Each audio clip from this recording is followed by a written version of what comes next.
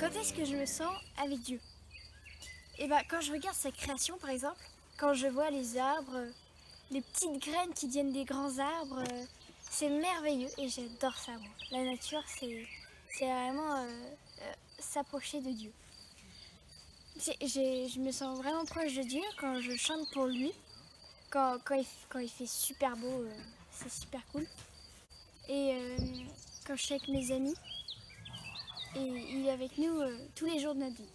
Euh, Tout d'abord, une fois à Lourdes, avec toujours les franciscains donc, euh, j'ai une vision, pendant une veillée d'adoration, j'ai une vision d'un grand glaive qui s'abattait et un bras très puissant qui semblait invincible, qui s'interposait entre ce qui semblait être une humanité, beaucoup de gens, et ce glaive.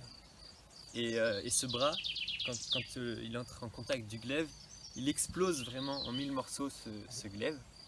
Donc c'était vraiment bref comme vision, hein, ça a duré même pas 5 secondes. Mais c'était très intense et on avait la chance de pouvoir aller au micro devant tout le monde, donc on était une 150, de pouvoir partager ce qu'on voyait, les lectures de Bible qu'on ouvrait et j'ai trouvé ça très fort, donc je suis allé le dire au micro. Et peu après, le père Daniel Marie, qui est un grand un prêtre franciscain que j'aime beaucoup, m'a dit bah Grégoire, écoute, tu as une dimension prophétique hors du commun. Et alors, moi je savais pas trop ce que ça voulait dire, j'étais un peu perdu. Et, euh, et donc peu après, j'ai pu assister à des préparations de veillée, c'était très intense et très fort. Et je sais que là, c'était la première fois que vraiment le Seigneur apparaissait dans ma vie réellement. Enfin, c'est-à-dire que je pouvais voir son expérience. Et ensuite, donc après, cette année, récemment, dans les vacances de février, on a eu le dernier camp que j'ai fait avec les franciscains à Briassé. Et, euh, et dans ma vie paroissiale, lors de l'Eucharistie, lors de l'élévation du Christ en présence réelle, euh, lorsque je me recueille, une fois qu'il a été élevé, je me disais en moi, Seigneur, vraiment, je ne suis pas digne de te recevoir, mais dis une parole, et je serai digne de toi. Ce qu'on dit d'ailleurs après. Et je le disais tout le temps, toutes les messes, même en semaine. Et, et il arrive une veillée avec les franciscains, la première, où, euh, où je me dis ça. On était devant le Saint-Sacrement, et je me dis ça. Et là, je me dis intérieurement, et j'étais vraiment en état de bien-être. Je souriais, je savais pas pourquoi.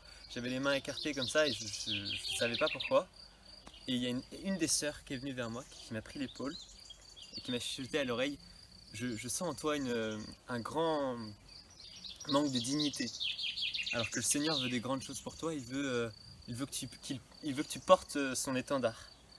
Et alors, sur le coup, j'ai pas fait le lien avec ce que je me disais d'habitude. Et c'est après la veillée, une fois que l'Esprit Saint était redescendu en moi, que j'ai fait le lien et je me suis dit, mais Seigneur, voilà, tu m'as parlé à travers cette sœur, tu m'as dit que je suis digne de porter ta foi.